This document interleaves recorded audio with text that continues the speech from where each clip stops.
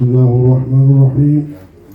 Alhamdulillah Rabbil Alamin. Wassalatu wassalamu ala sayyidil mursalin wa ala alihi wa sahbihi ajma'in radhiyallahu ankum wa radhiyallahu anhu wa nafa'ana Allah bi'ulumihi fid darain amin. Ibadallah, manaqib Sayyid Ali bin Abdullah Al-Idrus.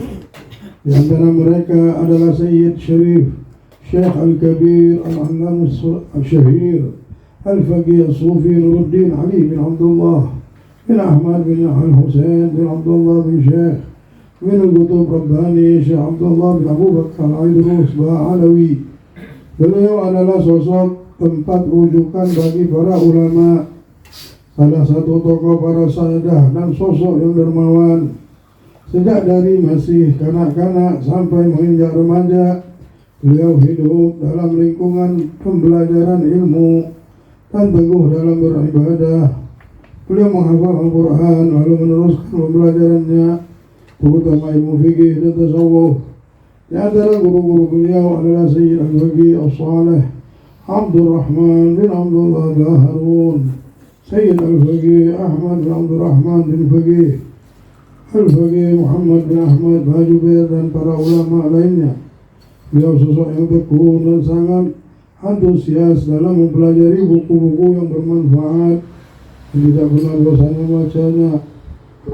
Buku yang selalu beliau baca adalah Al-Jawahir dan Ad-Durar dari kitab Arba'in Al-Asl karya Imam Ghazali. Beliau sangat mencinta buku-buku itu dan terus membacanya selama beberapa waktu di Tarim. Beliau tekun bangun malam untuk ibadah. Pribadinya selalu menghindar dari materi duniawi dan apapun yang membuatnya lalai dari Allah. Segala sesuatu yang bikin lalai, langsung nggak mau didekati. Beliau menikah di Tarim dan memiliki seorang anak yang bernama Sayyid Abdullah bin Ali, juga satu orang anak lagi yang mati saat kanak-kanak.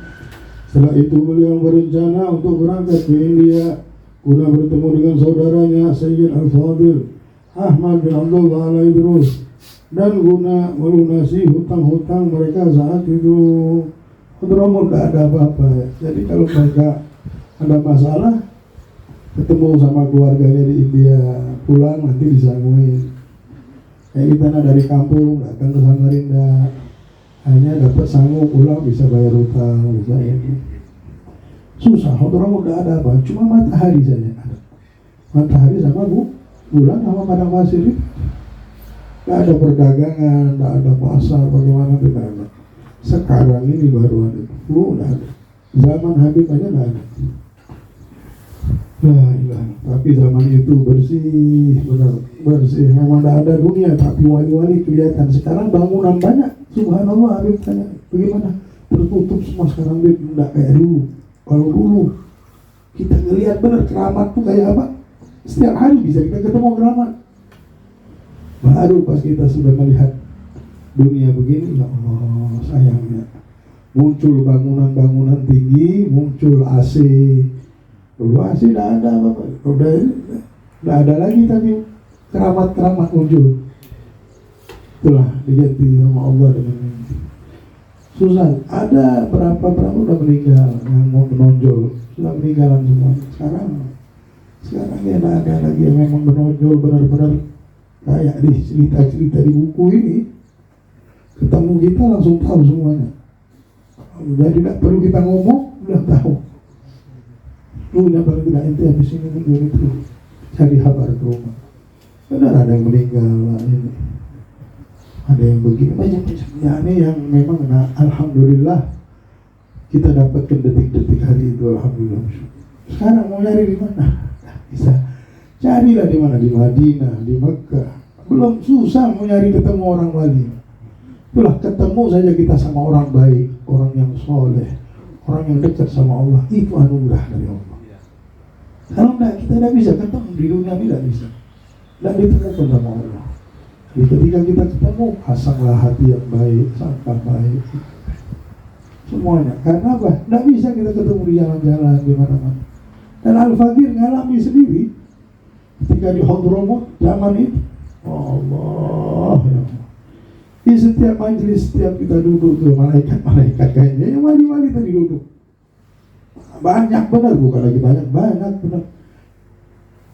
Dan zaman itu Habib Umar pun dia yang cium tangan orang semuanya. Gak ada yang cium tangan Habib Umar, malah Habib Umar yang cium tangan. Kenapa? Karena banyaknya teman abahnya yang hidup ini, teman abah, teman guru-gurunya, teman abahnya yang memang duduk. Dan kalau kita ke masjid itu, ada yang di pojok itu, tinggal kita milih semuanya dengan bacaan. Udah tua-tua di Bondong, masjid di Bondong, ada tukang bondong itu. Coba anak cucunya, tak ada yang kerja. Nanti ada yang kerja satu orang dari saudara mereka ini, ada satu orang kerja di Saudi. Itulah yang membiayai. Itulah yang membiayai satu keluarga. Kalau kita mau ngambil lagi anaknya satu, nggak mau dia. Itulah orang Saudi itu dulu tuh senang sama orang Hadramaut. Kenapa? Amanah. Mereka disuruh megang duitnya, maka itu. Karena tahu penuntut ilmu semuanya. Waktu di Hadramautnya mereka penuntut ilmu, diambillah. Dan itu mesti maksa dulu, nanti istikharah dulu. Abahnya mau istikharah dulu, kaiknya mesti istikharah dulu, yang wali-wali. Nanti dikasih satu aja, tak boleh. Untuk dunia satu, yang lain biar urusin hafalan Quran, akhirat semuanya. Memang bajunya jelek-jelek. Sekarang kalau kita lihat orang gantung-gantung udah pakai handphone lagi sekarang. Dulu dah ada zaman anak. Ada yang megang handphone, ada. Semuanya di tangan Al-Quran. Di tangan Al-Quran. Sekarang Al-Quran di handphone memang ada. Tapi beda di zaman itu, beda zaman. Untung adalah Habib sampai bilang, ya Allah, untung hanya dapatkan hari-hari emas itu. Yang mana wali-walinya masih banyak. Rata-rata waktu itu banyaknya buta. Subhanallah, orang banyak benar orang buta. Nggak ngeliat perjalanan. Tapi wali Allah, jalan begini, ya Allah. Nanti ngeliat kita salaman langsung tahu, bin Syahab. Dari mana bin Syahab? Tahu dia. Subhanallah. Itu zaman keemasan, nggak bisa lagi dibayar. Nggak bisa. Tapi memang ada perang waktu itu zaman selatan, memang itu. Sakit-sakit ada yang di rumah, ada yang di semua macam-macam. Nanti kalau sudah acara maulid, keluar semuanya yang tua-tua ini, jenggot. Nggak tahu, nggak kenal siapa ini Habib. Siapa ini Habib Fulan yang dicerita-ceritakan, baru keluar rumah. Kalau sudah bulan maulid, ziarah Nabi Allah, baru keluar rumah. Selain itu di rumah sakit. Nah itulah kami menziarahi, masuk cari rumah-rumah. Dan setiap rumah itu pasti ada wali Allah. Pasti ada orang soleh. Mudah-mudahan Allah kembalikan segala yang hilang, insyaallah. Allah subhanahu wa ta'ala munculkan segala sesuatu yang tidak kelihatan di mata manusia ini. Amin. Nah ini mereka lihat, karena tidak ada kehidupan di sana kan. Setelah itu beliau berencana untuk berangkat ke India, Habib Ali ini, guna bertemu dengan saudaranya Sayyid Al-Fadil Ahmad bin Abdullah Al-Idrus. India ini kaya, Taj Mahal, apa kaya. Dan guna melunasi hutang-hutang mereka saat itu, berangkatlah beliau dan tinggal selama beberapa tahun di daerah Dakkan. Beliau bertemu dengan saudaranya Sayyid Ahmad. Ia seorang yang cerdas dan pernah belajar di Tarim. Tidak di samping prestasi dalam karya syair dengan mengeluarkan qasidah yang bagus, juga karya tulis tentang akidah Ahlussunnah wal Jamaah, dan menulis syarah atas qasidah Syekh Ali, Syekh Al-Arif Billah Abu Bakar bin Abdullah Idrus yang permulaannya hati ya hadi faqad anna suluk, yang meninggal di India dalam usia yang singkat. Beliau meninggalkan seorang anak yang bernama Umar bin Ahmad. Umar juga memiliki anak-anak hasil perkawinan dengan sepupunya, anak pamannya Sayyid Ali. Ia sekarang tinggal di kota Suraid, berkhidmah pada pamannya Sayyid Ali. Sayyid Ali ini telah berniat untuk meninggalkan kota Dakkan dan kembali ke Tarim, tetapi penduduk Suraid memintanya untuk pindah ke sana memegang pimpinan munsib Sayyid Syekh Muhammad Al-Idrus bin Abdullah bin Syekh. Ketika tidak ada penduduk Tarim yang mau berangkat ke Surat, beliau pun mendatangi mereka dengan niat mengutarakan keinginannya untuk kembali ke Tarim agar hal itu menjadi lebih mudah. Akhirnya keinginan ini tidak terlaksana. Tetapi di saat itu Sayyid Syekh bin Abdullah bin Syahri terus berangkat ke Surat untuk memegang kendali pimpinan itu. Dalam hal ini sempat terjadi selisih pendapat dan perseteruan antara Sayyid Syekh bin Sayyid Ali. Hal ini membuat banyak orang kelelahan menghadapinya. Setelah selesai dari hal ini, beliau berangkat ke Hindustan untuk berjumpa dengan Sultan Ar-Ruqaisyah. Di sana beliau dihormati secara penuh.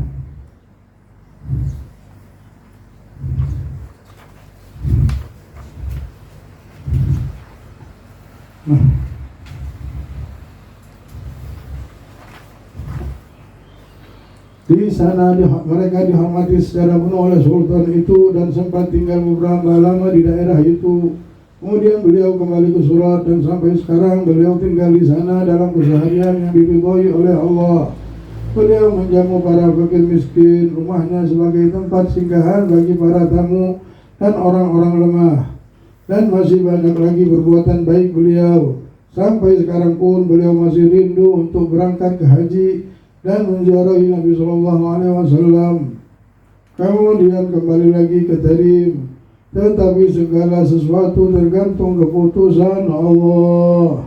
Sampai sekarang saat buku ini ditulis, beliau telah menetap di India selama 50 tahun lebih. Beliau memiliki persaudaraan yang sangat erat dengan guru kami semasa beliau tinggal di Tarim.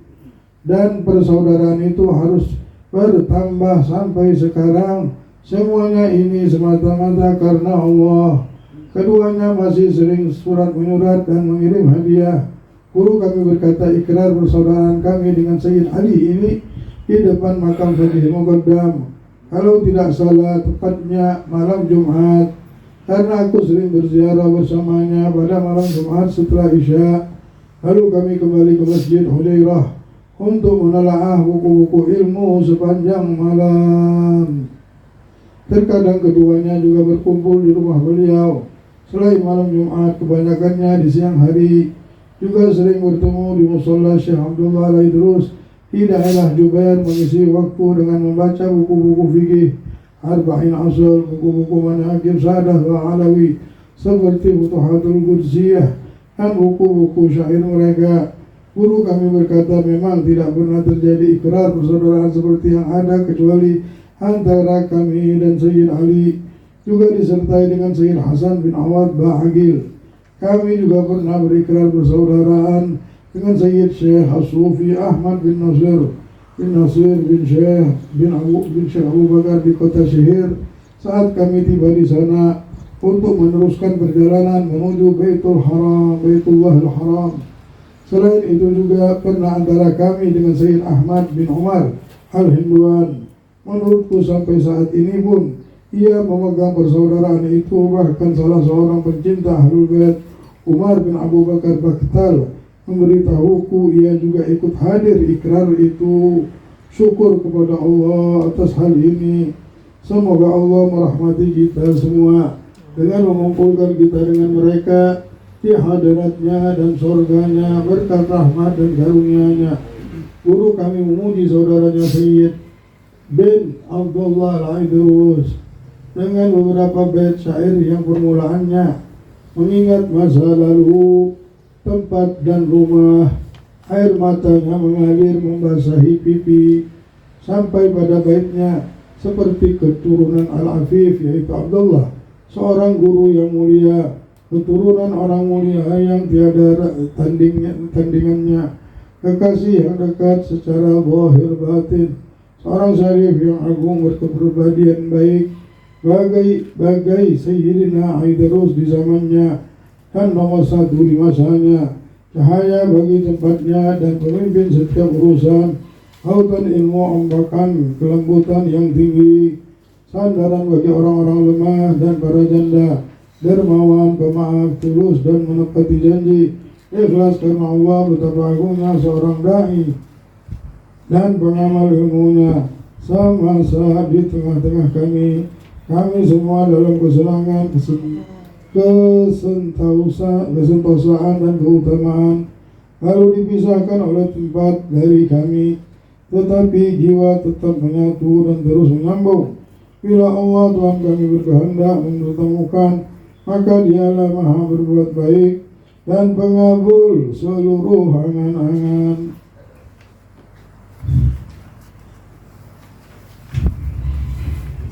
Di Baitullah Tuhan sekalian manusia, dan di kuburan yang telah mengandung penutup para rasul, atau di negeri kami tempat kami tumbuh dan tempat tinggal para salaf kami terdahulu, ialah tempat berharap wahai Zat yang maha tinggi, yang maha pengabul bagi setiap yang berdoa dan memohon. Bila pertemuan belum diputuskan ketentuannya sebelum datangnya kematian di waktu yang pendek, semoga dipertemukan di sisi Tuhan kami di surganya yang telah dipersiapkan bagi orang-orang bertakwa dan mulia.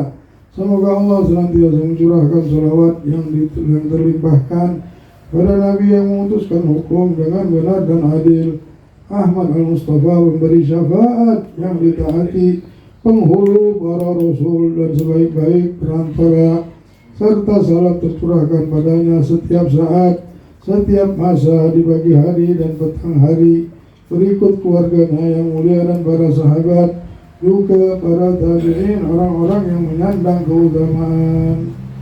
Allahu a'lam. Ali bin Abdullah ini terkenal loh, dan banyak sekali para wali-wali Allah dapat nadhrah daripada Habib Ali bin Abdullah alaihi terus. Habib Ali termasuk Habib Ali bin Abdullah Segaf yang ngarang qasidah ya Latif Fadil Ibad ya Rabbana. Habib ini cuma tinggal di India. Kata Habib Allah dan bilang, cuma ada satu orang yang saya mau temuin yang pengen ini, yang saya rindukan pengen ketemu, Habib Ali bin Abdullah. Habib Ali bin Abdullah alaihi terus. Memang orang punya wilayah, memang benar-benar, dan memang beliau ini terkenal dermawan, termasuk sultan-sultan itu minta dekat sama dia semuanya, karena keramatnya memang bukan main. Sohibul karomah, dia ini banyak karomahnya sehingga orang dunia ini dekat dan beliau arahkan untuk menolong fakir miskin.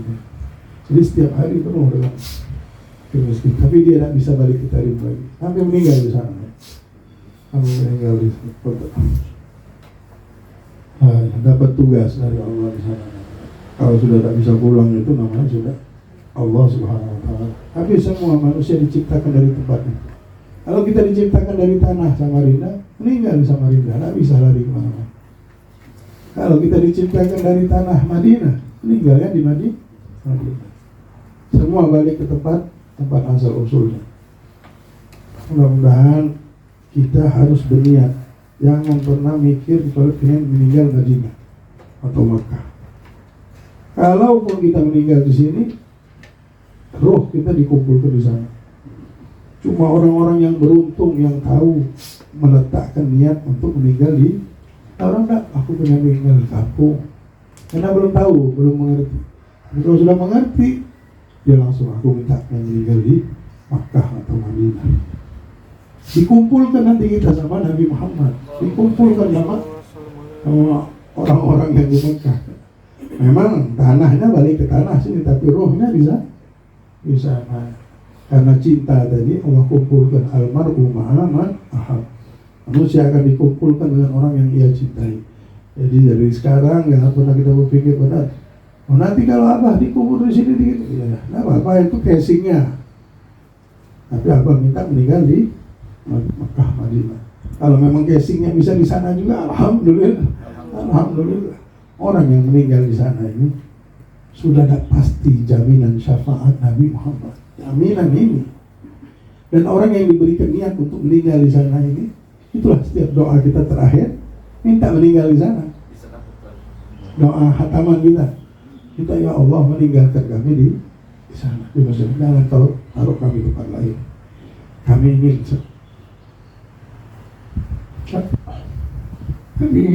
kasihan ya Allah. Itu aja.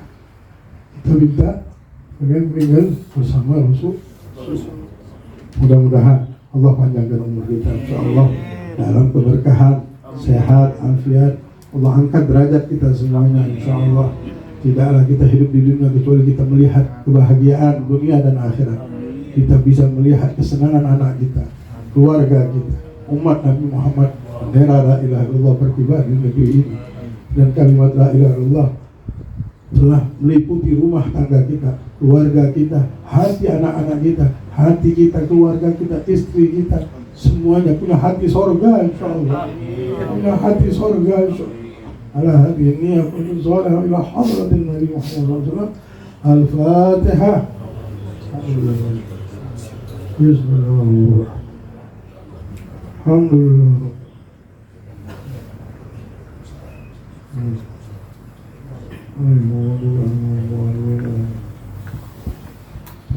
Alhamdulillah juz yang ini sudah selesai. Tinggal juz 2-nya ya. Ada juz 2 yang antum langsung gabung juz 1 2 ya. Langsung ya. Ya, ayo kita salat sunat.